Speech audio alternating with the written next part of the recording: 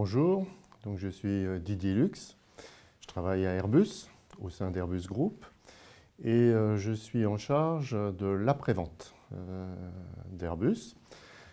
Donc en fait, mon métier avec mes équipes, c'est de m'occuper de tout ce qui se passe sur les avions après livraison. Alors d'une façon un petit peu simple, on a trois grandes missions dans l'organisation dite Customer Service d'Airbus. La première, c'est de contribuer au système de navigabilité de ce qu'on appelle le Continuous Airworthiness.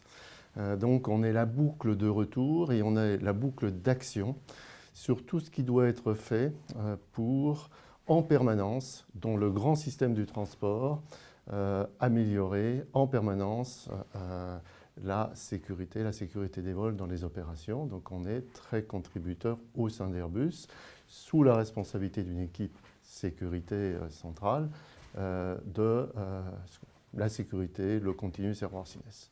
Deuxième mission, le support aux clients qui nous ont acheté un avion. Qu'est-ce que ça veut dire? Quand vous signez un contrat, on signe des engagements de livrer de la documentation, des représentants en compagnie de la formation pour les équipages de vol, de maintenance.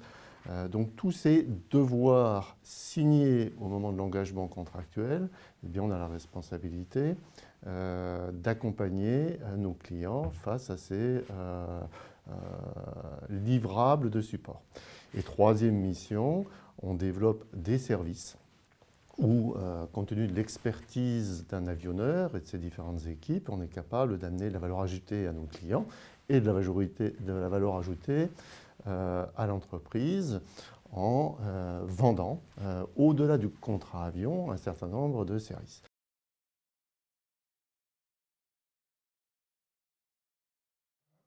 Essentiel, fondamental. Mais soyons clairs. L'avion, et donc l'avionneur qui fabrique l'avion, n'est qu'un maillon du système global de transport. Si je prends un peu de recul, le système de transport est un système fantastique, incroyable, incroyable, de complexité, mais aussi d'organisation, pour arriver aujourd'hui à transporter des milliards de personnes dans le monde, et je ne parle que de l'aviation commerciale, c'est incroyable quand on réfléchit un petit peu cette efficacité. J'ai encore la naïveté et la capacité de m'étonner face à l'intelligence collective nécessaire pour réussir tous les jours, toutes les minutes, toutes les secondes à transporter d'une façon sûre, efficace, intelligente tous ces consommateurs dans le monde qui ont l'attente de pouvoir voyager. Alors, l'avionneur au milieu de ça est un maillon évidemment important. Sans avion, on n'a encore pas la transmutation et j'espère qu'on ne l'aura pas parce que là, ça serait... Mais l'avion, c'est quand même l'objet intégré dans ce système-là qui permet de réaliser une partie de cette mission.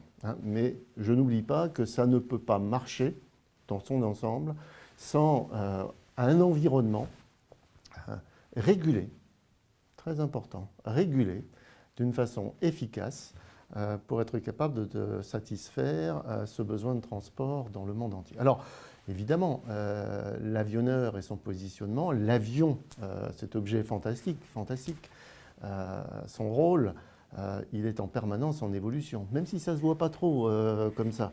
Mais si on regarde, l'avion se positionne de plus en plus comme un système intégré global connecté à l'ensemble aussi bien du système de contrôle, l'air traffic management, tout ce qui est échange de données, tout ce qui est capacité pour les compagnies aériennes à optimiser une flotte, pas uniquement un avion, d'une façon efficace, en univers compétitif. C'est grâce aussi à des avions où il y a de plus en plus d'exigences de sécurité, d'efficacité économique. Dans un monde extrêmement compétitif pour les compagnies aériennes, il faut que l'avion soit compétitif, mais aussi, évidemment, de satisfaction de leurs clients, des passagers, de confort. Et puis, n'oublions jamais les efforts énormes et qui sont encore à développer, d'avoir un système de transport qui, au niveau environnemental, satisfera les exigences qu'on ressent tous d'être au niveau environnement conforme et en amélioration permanente, consommation, émissions, bruit. Donc l'avion, c'est en permanence l'objet qui doit s'adapter, proposer des solutions face à ces défis.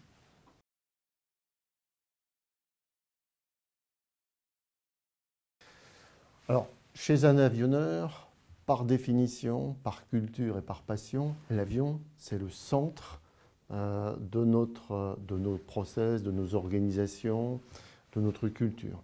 Donc, tous les différents métiers d'un avionneur concourent à ce que l'avion, en finale, satisfasse le client.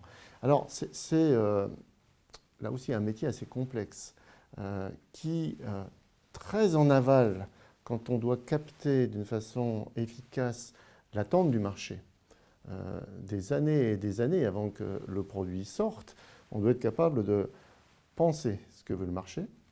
Derrière, il faut le concevoir en termes de stratégie de marché, mais aussi de stratégie de conception face aux technologies disponibles. Donc il y a tout un travail amont extrêmement important de conception. Ensuite, on passe dans du design, au sens, bon, une fois qu'on sait ce qu'on veut avec les technologies qu'on veut, il faut le fabriquer au sens design. Ensuite, en parallèle, tout ça, il y a évidemment les métiers extrêmement importants qui consistent à dire comment je vais travailler avec tout le monde des équipementiers, avec les motoristes, pour être capable de proposer au marché ce puzzle qui est un avion, de le concevoir comme un système qui, au niveau design, va répondre à la spécification qu'on s'est donnée. Une fois qu'on a fait ça, on rentre dans du detail design, il faut concevoir du grand concept jusqu'à la pièce en prenant le matériel de base, alors composite, aluminium, plastique et tout ça. Sur les grands domaines de l'avion, que ce soit la structure, que ce soit les systèmes, la cabine, la propulsion, tout ça, ça doit se penser en termes de design. Commencer à travailler avec les partenaires, les fournisseurs, pour être capable, sur un maillage très important de fournisseurs, d'être capable de concevoir, fabriquer, designer l'avion. Donc phase ensuite de fabrication, extrêmement complexe, partout dans le monde, dans les usines, chez nos fournisseurs. Il faut être les chefs d'orchestre de ce grand puzzle mécano qu'on construit. Et puis ensuite, c'est l'assemblage, où physiquement, les avions, il faut prendre les pièces, les assembler, les amener, il faut les livrer, il faut les supporter. Et tout autour de ça, évidemment, il y a beaucoup de métiers, comme dans toutes les entreprises, qui concourent au succès de ces programmes avions. Il faut les vendre. Il y a un marché très compétitif, donc il y a des équipes commerciales qui, très en amont, doivent être capables d'aller proposer et vendre ces avions aux clients.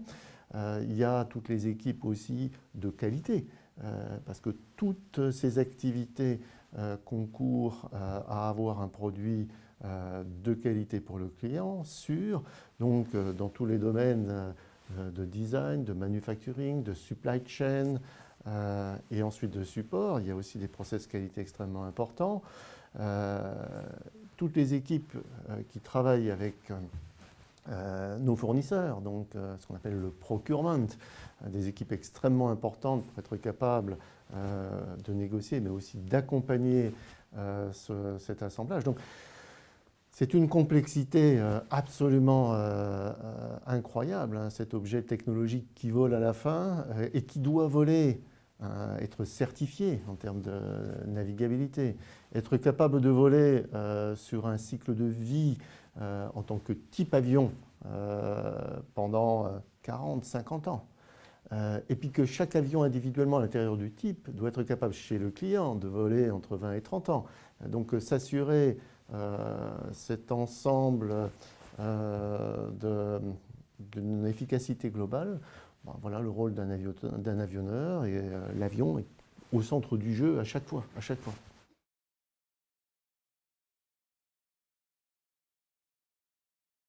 Alors, dans l'aviation commerciale, évidemment, on commence toujours par penser marché, client.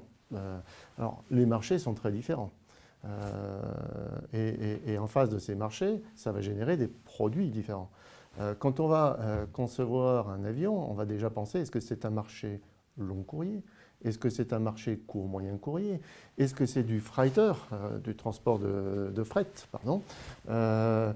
En fonction de ça, déjà, on commence à avoir des premières discriminations de produits. Et puis, à l'intérieur de ces produits, vers quel type d'utilisation pour un avion commun on va vouloir aussi cibler? Est-ce qu'on va vouloir cibler des compagnies qui vont opérer l'avion avec plusieurs classes, avec une seule classe? Quel type de typologie de cabine? Bon, la mission, évidemment, importante, j'avais dit long courrier, court courrier, mais de plus en plus, on veut une bête qui fait tout, quoi, hein, mais on est obligé de faire des compromis. Donc, c'est là que petit à petit, on va converger sur des typologies d'avions qui vont derrière déterminer des conceptions très différentes. 2-4 moteurs. C'est déjà, bon, s'il y a certaines missions, il y a certaines masses qu'on ne peut pas transporter avec 2 moteurs. Donc un A380, un avion fantastique, ça ne marche pas avec 2 moteurs. Donc à partir de là, le produit va se déterminer en fonction du marché qu'on veut. Bon, après, on pourrait dire, est-ce qu'il y a des marchés de typologie où régionalement dans le monde, il y a des spécificités? Il y a forcément des spécificités de type environnemental. Quand on opère des avions en pays extrêmement chauds, dans le Middle East, ou extrêmement froid, Canada, Russie, il faut penser à ça. Mais nos avions ne peuvent pas être customisés ou dédiés à chaque environnement géographique, parce que les avions bougent, etc. Mais n'empêche que dans les spécifications, il y a aussi à regarder quelles sont les conditions d'opération qui font qu'on spécifie la machine pour en être capable de voler jusqu'à de moins 50 degrés au sol à plus 50 degrés, c'est même plus. Donc, tout ça fait qu'après, il va y avoir dans le cahier des charges des avions beaucoup de choses qui vont être rentrées.